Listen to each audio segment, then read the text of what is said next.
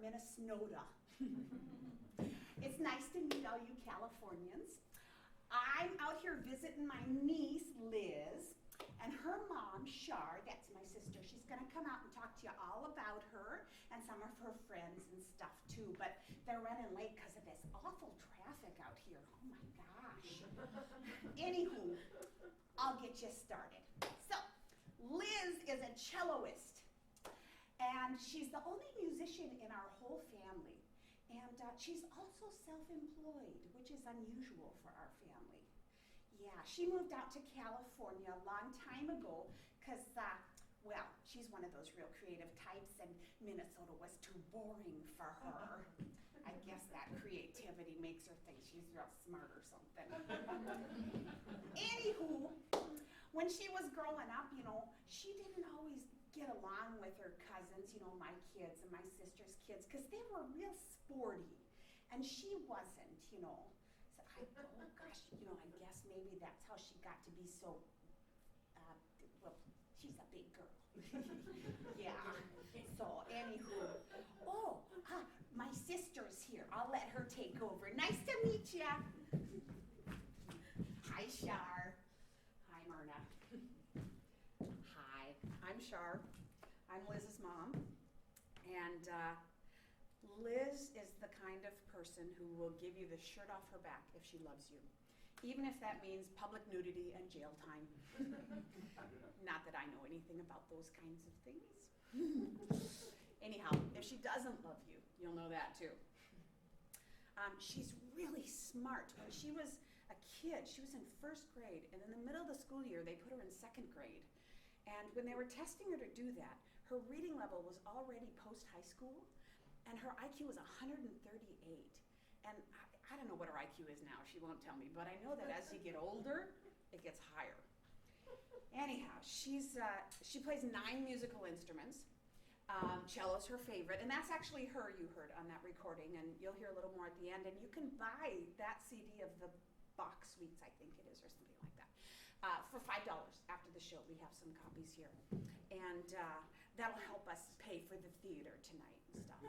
So, also, she got to play her cello with the BBC Symphony and with Aqualung, I don't know who that is, and with Prince, the Prince, the one who just died, that one, the one who used to be formerly known as, I don't know, something else, whatever. Anyhow, she sings and she acts and she produces and she directs theater, and she's won all kinds of awards for it, and she does voiceovers, so she does all these funny voices and characters all the time. Maybe she'll do something for you tonight, I don't know. And she's written 3 books, and she's a music teacher, and so she's better with kids than most parents are. What? What do you want? Her dad wants to say something.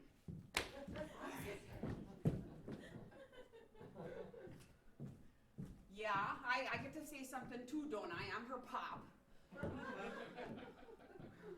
Oh, Christ, what was I going to say? She's a big gal. She used to weigh 317 pounds. God, that's a lot. She'd go to the grocery store in the DMV, and people would butt in front of her in line all the time, and they'd say they just didn't see her. She's half the size of a car. I mean, they had to walk around her for crying out loud. Anyhow, I think she's only got a couple of close friends, but she gets that from me. I only got a couple close friends, and that's all you need in life, right? Yeah. You know what she also gets from me is her talent. She sure as hell didn't get it from her mom. I used to be a great tenor in my day. Oh yeah, okay. Her weight. Okay, so I told her, this is exactly what you gotta do to lose the weight, like I did, And then she ignored me, and she did it her way, and I'm surprised it even worked, I told her what to do, and she did her own thing anyway, but it worked, So I told her, you go, girl. Anyhow, nobody wanted her to lose the weight more than I did, and that's all I got to say about that. Thank you. Who are you? Oh, you're Colby, the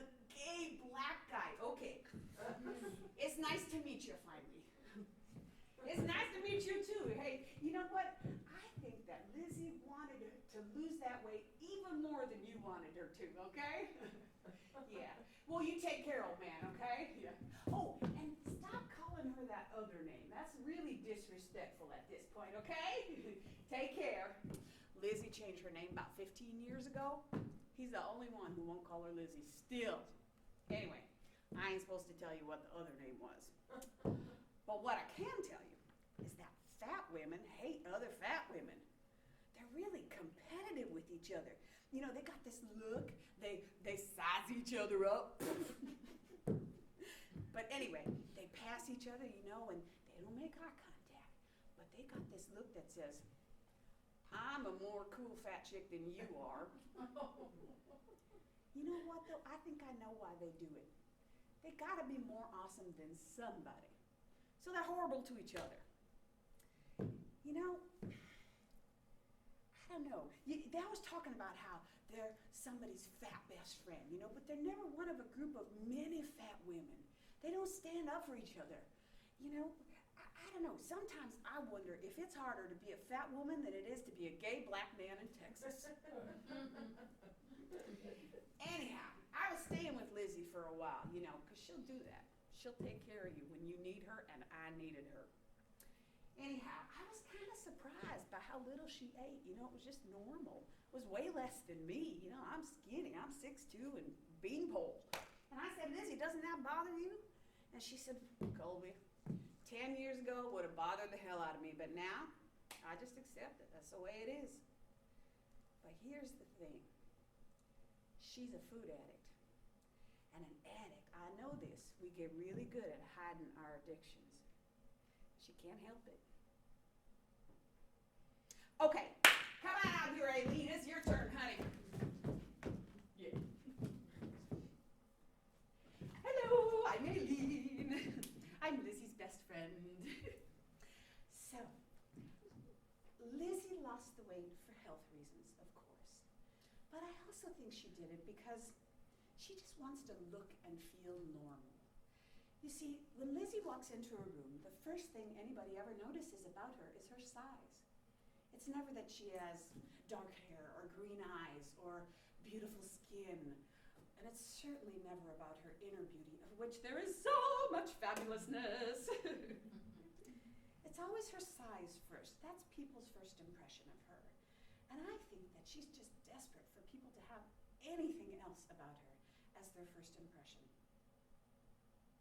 Do you remember when Susan Boyle went on Britain's Got Talent and she sang, I dreamed a dream of time gone by?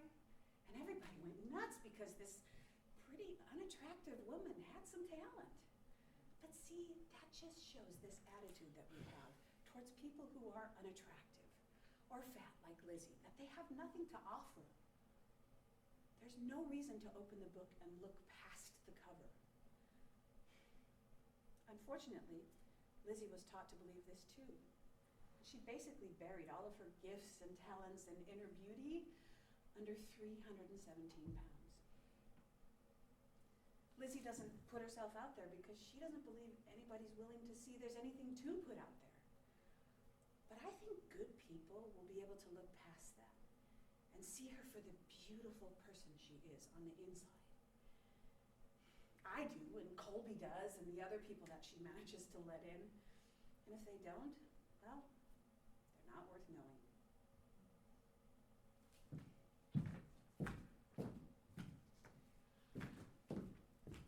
Hi, I'm Liz. Are you a pianist? Yeah. I'm looking for a collaborative pianist to play the Brahms F major cello sonata with me. Can I get your card? You can play that piece? Well, yeah, of course. You know it? Well, yeah, of course. Yeah, I can play it. Okay, so can I get your number? No. Look, I'm not hitting on you, okay? I just need a pianist. Can you just be invisible now?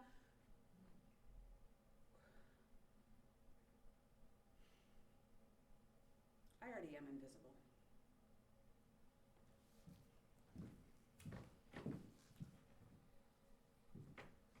I always wished I had an invisibility cloak, an enormous one. Whenever I go out in public, I try to be invisible, or at least incognito, by pretending I'm British. Because if you're British in America, you're automatically cool, right? Even if you're fat. So I have this whole backstory. Okay. Well, my dad's British, but my mom's American, and they met in Minneapolis, where I was born. And then when I was 5, we moved to London, and I lived there till I was 16, and then my parents split up, and I moved back to Minneapolis with Mom. And then I came to LA in 1998. So, if my accent's a bit muddled, it's because I've lived all over the place. And someday, when I win the lottery, I will actually become British. For one of Aileen's birthday parties, we went to this really cool club in West Hollywood called the Abbey. It's a big dance club, and Aileen picked this place because of me. Because the Abbey is reputed to be a place where all walks of life are welcome and, well, one size fits all. So after a couple hours of being stepped on and shoved aside and completely ignored, for a while I couldn't even get a bartender to give me a drink. There's this little park next door, and I went to the park and I sat on a bench and I cried. It was excruciating. One size definitely does not fit all at the Abbey. That place was full of extroverts, you know? Extroverted people have this wonderful way of including everybody, but it's like they live their entire lives in a spotlight. These people terrify me. Hey everybody, look, Liz is here. You gotta meet Liz. Come meet Liz, she's a cellist, she's really cool. Come on, come on. You're getting your spotlight on me, and I forgot my invisibility cloak today.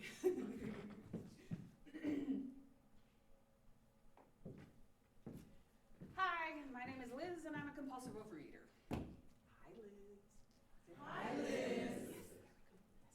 Yes. My brain sends me signals to keep eating, even though I'm full, and I know it. It's an addiction. It's like drugs or alcohol, only you can live without drugs and alcohol. You can't live without food. So, for a long time, I went to Overeaters Anonymous. Now, OA is really just a thinly veiled Christian recoupment program. But it helps people control their food addictions by believing in a deity. And if you don't believe in a deity, then you can turn some meaningful force in your life into the role of a deity. So my God, of course, was music. OA spent a lot of time and energy trying to convince me that my addiction is not my fault. And there is a lot of medical evidence that proves that addictions of any sort are due more to chemical imbalances in the brain and in the body than they are to choices. But see, I've always been taught it is my fault by society, my friends, my family, my doctors, my parents, teachers. So maybe OA was just trying to plant some seed in me about forgiving myself for becoming so fat, or, self-acceptance, or recognizing my own inner beauty. But it seems like a cop-out to me. Because, I weigh 317 pounds, but I have a disease. It's not my fault. So a lot of fat people try to claim that they have glandular issues. You've heard this, right? Very few of them actually do. Unfortunately, I was one of the few. I had a tumor on my pituitary gland for at least 15 years. And it's gone now, but it left lasting permanent damage to my metabolism. And then this summer, I had my thyroid removed because it had 3 tumors on it, one of which was cancer. So, the problem is, so many fat people try to claim these glandular issues that nobody believes me, including the doctors who've done the tests and know that it's true. So, maybe I couldn't help it. But what if I could? I mean, come on, I'm the one who put the food in my mouth, right? So telling me it's not my fault seems a little bullshitty to me. Even though, biologically, it wasn't my fault. But it was. But it wasn't. I've often admired normal eaters for their ability to stop when they're full, right? But see, that's not admirable, that's just normal. Their brain and their body doesn't send them a signal to keep eating once they're full. I have this battle going on all the time about food. So I've had to recognize a new truth about food. Food is just fuel. It should not serve any other purpose.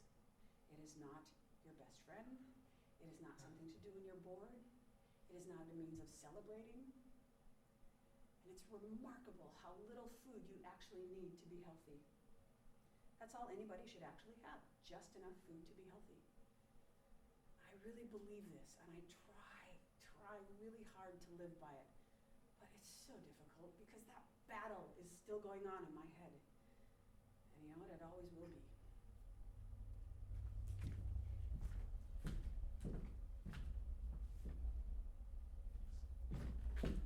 Okay, Liz, so, here's the thing. You'll find someone. There's someone for everyone. Okay, how come straight men never tell me that? Okay, well, there's still time, you know, I mean, you're young. I didn't find anyone until I was 29. I'm 44. Okay, well, you could try those, like, BBW dating websites, you know, like chubbychasers.com. Okay, yes, I have many times. Those are actually the only kinds of dates that I've ever had. And those men are fetishists. They don't even want to know my name. They just want more folds to fuck. Ew, that's so gross. Oh my God.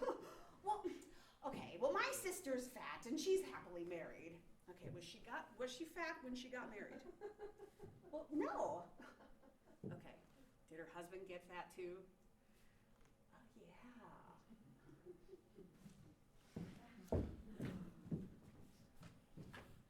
I accepted a really long time ago that I am not dateable. I am probably never going to be in a long-term romantic relationship.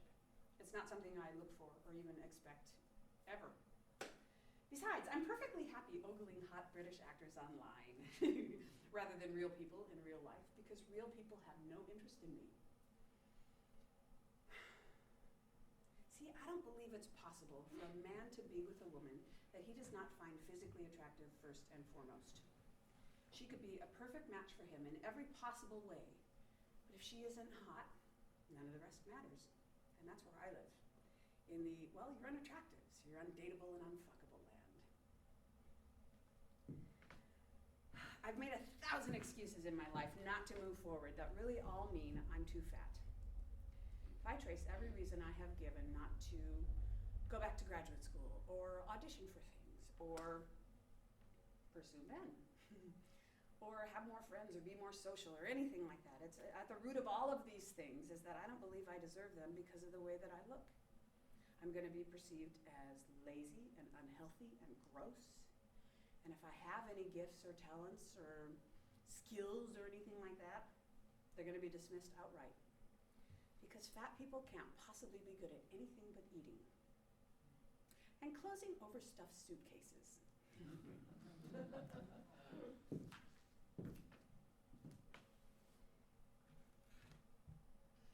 You know, I guess I feel like I have to work harder to be good at something than everybody else and to prove myself. But doesn't that mean that if I've worked harder than everybody else, that I'm actually going to be better at it?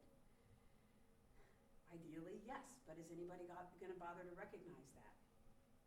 See, I guess I just have to count on the journey and realize that I'm going to get much more out of the process than I ever will out of the unattainable end result.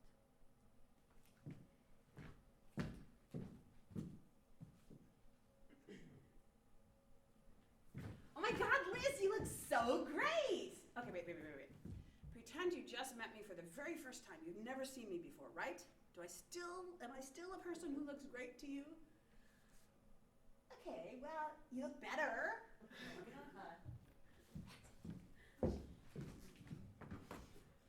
So now I have lost about 123 pounds, give or take a shower. The scale doesn't lie to me, but my brain does. I look in the mirror and I still see her. I can't see a difference unless, well, if I put two pictures of myself side by side, I can see a difference. But the weird thing is neither one of those images looks like me. You know, it's like Aileen said, what I really want is to look and feel normal. Do I look normal? I have no idea. You could line 50 women up in front of me and I couldn't tell you which one is my size. I'd probably pick the biggest one because that's how I still feel, right? I mean, I'm the biggest one everywhere I go, right? Still? So who am I now? Am I still all of those things that my admittedly biased mother bragged to you about? Yeah. But I I don't know where I fit in the world. Because, see, I've lived so isolated for so long. I've had so few opportunities and experiences and friends and dates that I don't know how to have those things anymore. And how am I going to look as a 44-year-old woman who is so socially inept at having opportunities and experiences and friends and dates that I'm just ridiculously awkward no matter what I do, even if I do look normal doing it. And so now, do I get to pursue all of those things that I wasn't entitled to for so long? Am I even good enough for them? My perception of myself is so warped, I have no idea. So, I find myself yet clinging to my invisibility cloak, which is no longer so enormous.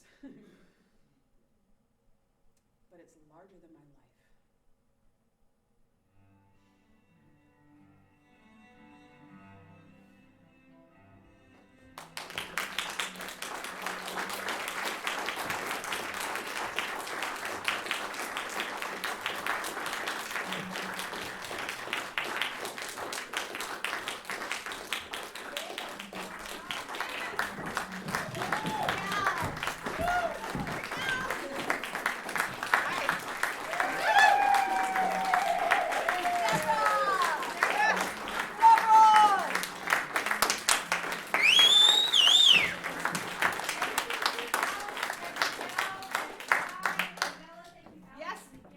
Debra. People, yay. Let me just Thank say, you, Bella. Debra is an amazing teacher. Yeah. Thank you, Ty. She just loves and listens with her whole heart, and that's the best way to teach and the best way to live. Thank you, Debra, for all you've done for us.